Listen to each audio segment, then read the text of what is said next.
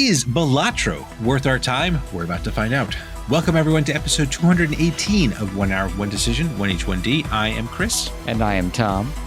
And we take sometimes 60 minutes to play a random game on Xbox Game Pass, but this time we are not. We are playing this game because, you know, it was there. It was a game that everyone keeps saying is so good. It's so good. It's so good. And you know what? We're going to give it a shot for an hour and see if it is worth that praise.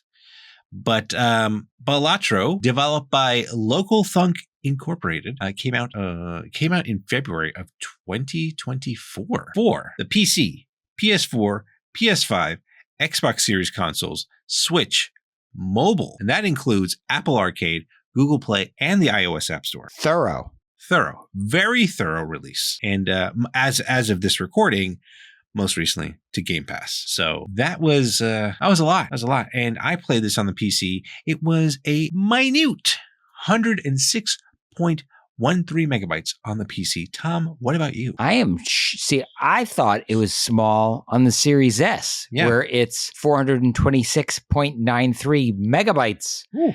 And then I hear from you, it's even smaller. 4 times bigger than it is on the PC. Yeah, I don't know. That is very odd.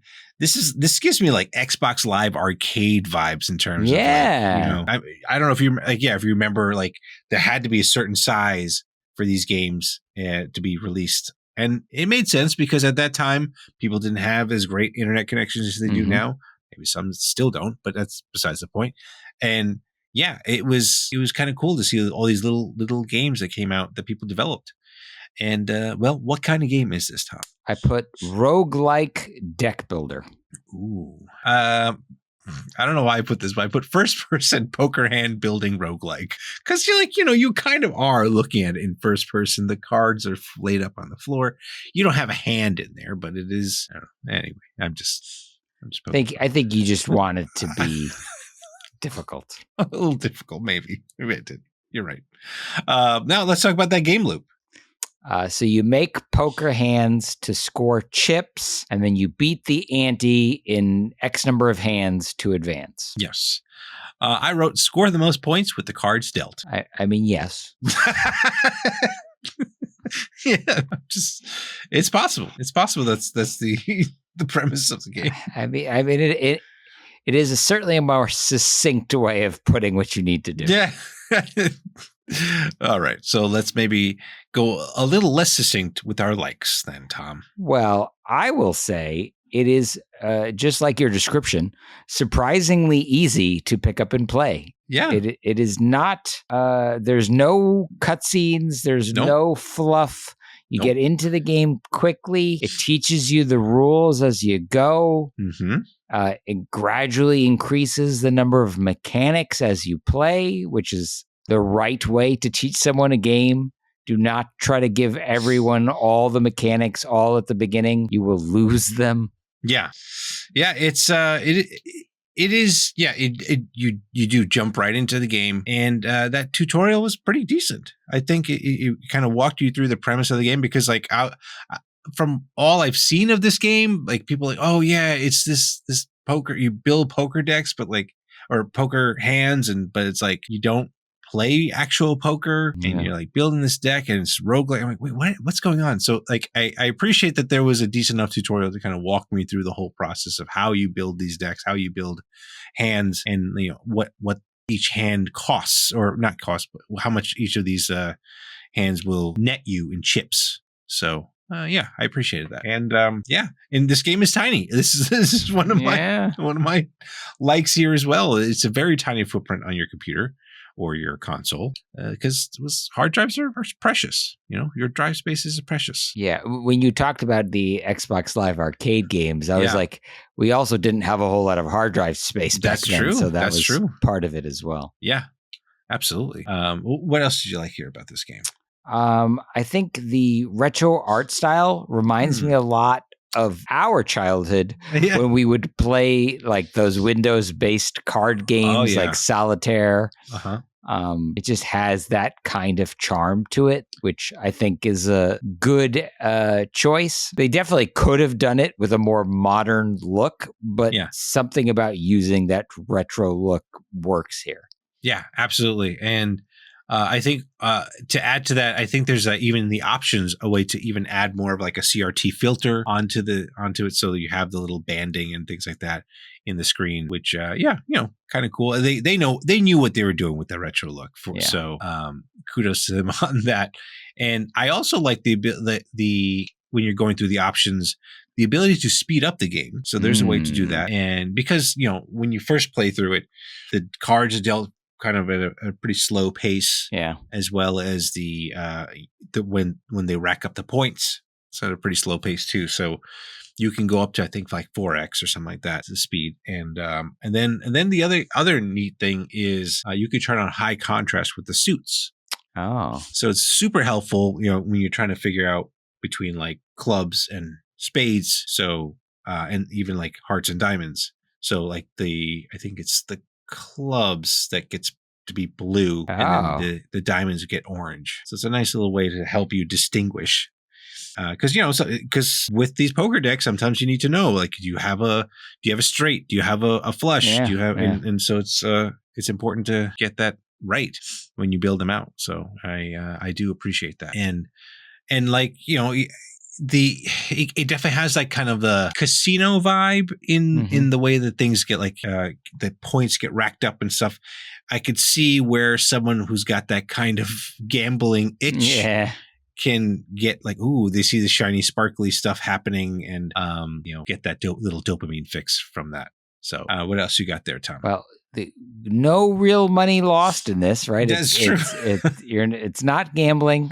You're playing it by yourself. It's a single player game, which I think is important to point out. I think it's cool that they have like this mix in of the jokers and the tarot cards. Yeah. So like at a base level, you're making poker hands. Okay, seems pretty straightforward enough, but that seems like it would get boring really fast. But then you stack on top of that there are all these different jokers, and the jokers modify, how you score points and that sort of thing.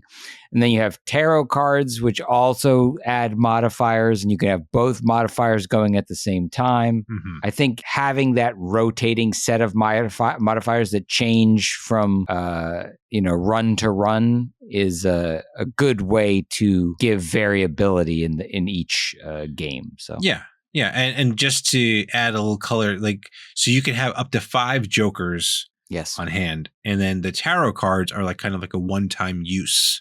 Yes. So once you use them, they're gone, but the jokers stay there for as long as your run continues. So so that is definitely important. And sometimes you have jokers that are like what they call negative jokers, so they don't necessarily take a slot. So you can have like more because of the, like, you can have 5, or rather you can have 6 instead of the 5, because one doesn't really take a slot.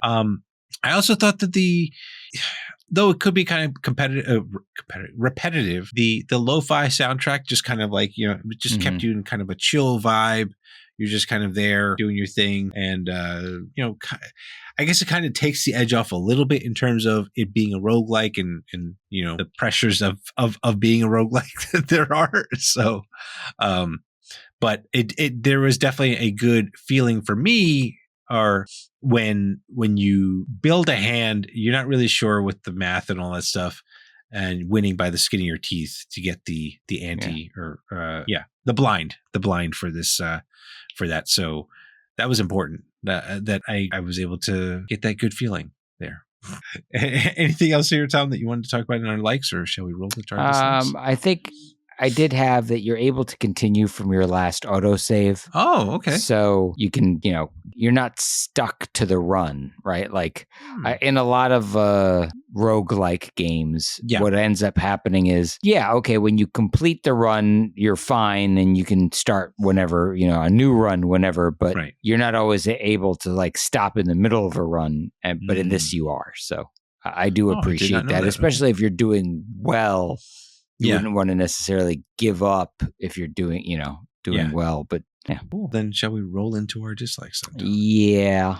I've got a few. Yeah. It's a very simple and repetitive game. I hope you like making poker hands, because that is all you will be doing. Yeah, over and over. Over and over. I guess you're making poker hands.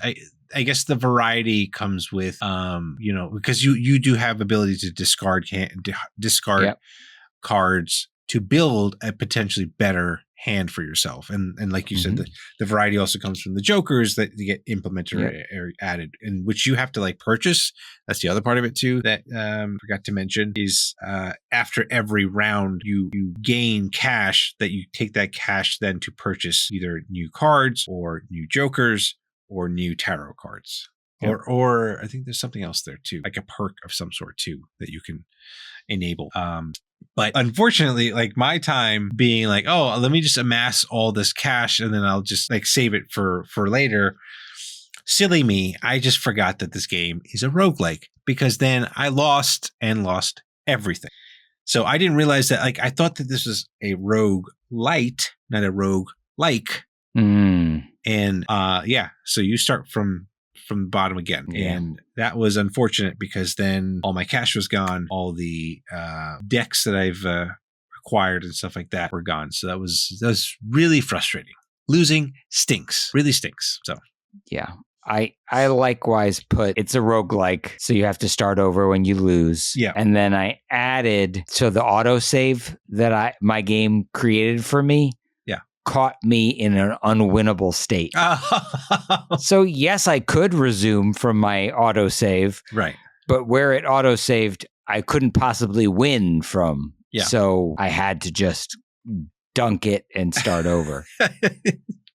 I like, and the thing that I was getting more and more frustrated about was I felt like I felt like the game was just like laughing at me in the most cruel way possible, because it would deal a hand where I could just about make either a straight or I could just about make a flush, but I have to discard one or the other, or like, it was just like so frustrating. And so I would like discard a couple of cards because like, all right, I'll make the flush because I feel like that's more of a stronger chance for me to get it.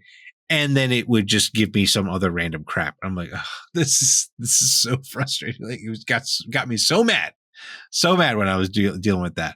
And actually, when I was playing the game, a friend of mine joined on the stream, and who's trying to guide me, and like I could feel his frustration too watching me play, because I was like, oh, let me do this instead, and do like I totally forgot about using the tarot cards first of all. So there was like a lot of times where I could have won a round if I just enabled that to kind of like, double my points or whatnot. And so that was really, really frustrating. And then like, I feel like you do a little bit of math too, because you want to make sure that you're, is the hand that I'm going to be dealing with going to be the best possible way for me to win this round. So I don't know if I want to do math in my games. Give me Math Blaster for that then, not this. I don't know. But what else? I think you do need, while there's like kind of like a little bit of a cheat sheet where you could pop it open and you could look and be like, oh, this is how you make a straight, this is how you do a flush, that sort of thing. But it's like in the moment when you're playing the game, like, do you want to keep looking at reference material every single time you have a stack of cards to make that determination? Like, it does kind of assume that you know how to play poker. Yeah. It doesn't go like the detail is there if you want to go digging for it, but it doesn't teach you how to play poker before making you make poker hands, right? Yeah. So that's something to consider. Yeah. And in terms of things that were unfair, there's a I don't remember what they're called, but like the mods that happen. So when you're playing one of these boss battles, I got into a situation where the cards were being played face down. Oh, which to me, I was like, this is impossible. What's the point? Like, how am I supposed to put together a hand if I can't see what any of the cards are? Right. It was just blind guessing. Yeah. And that's where I was stuck with the auto save. So I was like, I was unhappy. And while you seem to have liked the music, I've got to say, I wrote, it feels like there's one short song on permanent loop. I mean, it was just there, but it was just like, it just kind of kept me in the mood, I guess, for this game. Okay. So I mean, to be fair, the retro games that we played of yore, the card games, either had no music or had one short song on infinite loop. So yeah. If that's what they were going for, they got it. Right. The other thing I wanted, I guess it kind of creeps into our other thoughts here. There is a mobile version of this on Game Pass, but, and this is why I put in the dislikes here, it requires a controller. Ew. Right? What? This is like totally a game that you would think they would at least implement touchscreens for. Touchscreen controls. It is obviously a touchscreen and game. Clearly they have that implemented for the Google Play and Apple iOS they'd have stores, to, right? So what's the deal? Don't get it. It's unfortunate. So that's that for there. I guess should we get to our other thoughts then? Yeah. Let's keep this rolling. All right. So how long to beat?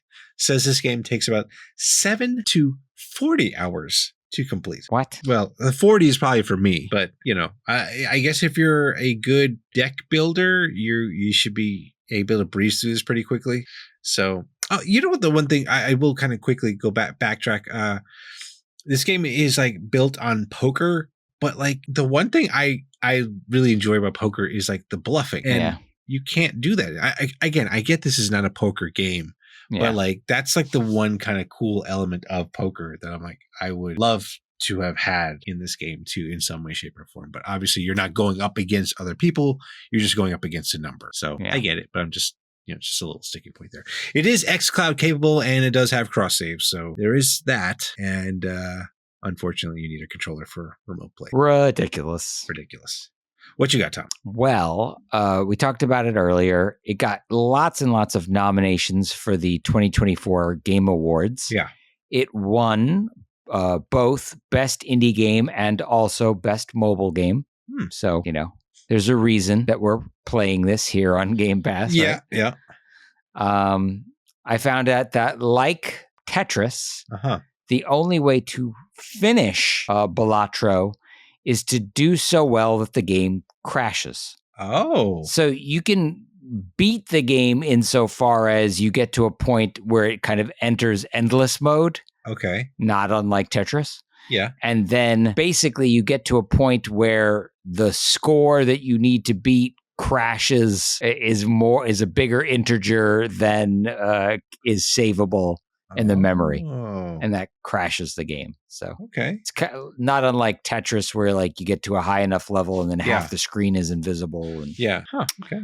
I also did some research into why call this what you call this. And a Balatro was the name given to a professional jester or buffoon in ancient Rome. Okay. So it's a play on the fact that you've got all these jokers. Yes. Yeah.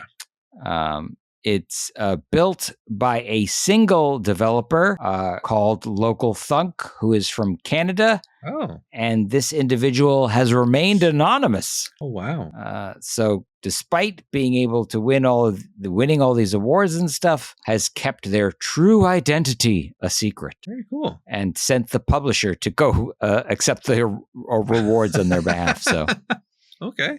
Well, interesting, right? Like, why not? You would think if I won some video game awards, I'd want to go up there and get my little trophy. Yeah. But I don't know. I guess he didn't want to be bothered. He just want to keep making his game. Or I suppose so. Something like that. All right, Tom. So now we need to talk about, are we keeping this game on our respective hard drives, or are we, Balatroing this into ancient Rome? Yeah, calling this game and everyone who plays it a buffoon. Yeah. So I think there's definitely a place for this in the mobile space. Like, it doesn't surprise me at all that it won best mobile game. Almost certainly deserves that. Yeah. Like, it's incredibly well polished. Like, it's it's easy to pick up and play. Like, I could totally see my mom or my brother playing this, and they don't play video games like I do. Yeah. But I am 100% biased against both card games and roguelikes. I don't want to play a card game. I don't want to play a roguelike. So I have no personal desire to continue playing this. Oh man. Okay. Cool. How about you? Well, look, my hour did go by pretty quickly once I got the hang of it, and that I agree with you with your sentiments. Like this, I can understand the appeal of this game for sure, and but that appeal is not for me either. it's just not.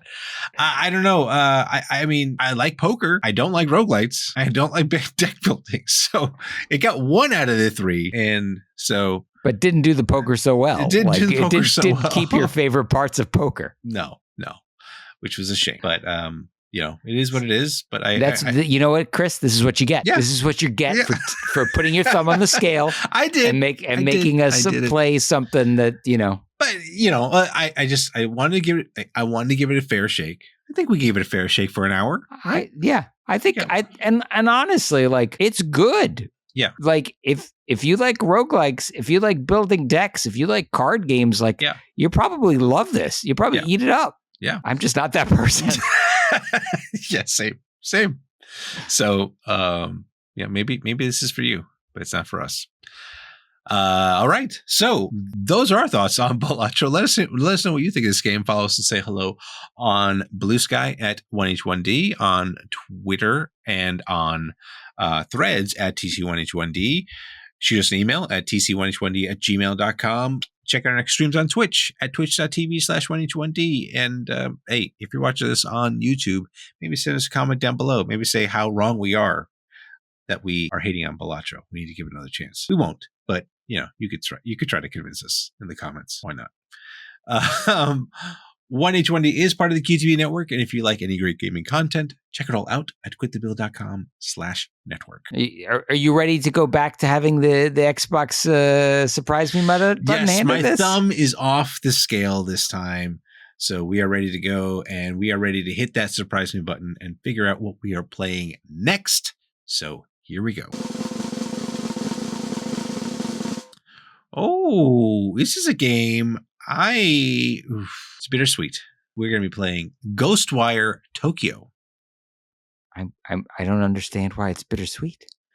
Well, it's because it's developed by a studio that's no longer there anymore. Oh, that's sad. It is sad. Well, hopefully the Swan Song is a song worth singing. We will see. And that is it for this episode. Thank you so much, everyone, for tuning in, and we will catch you on the next one. Thanks, everybody.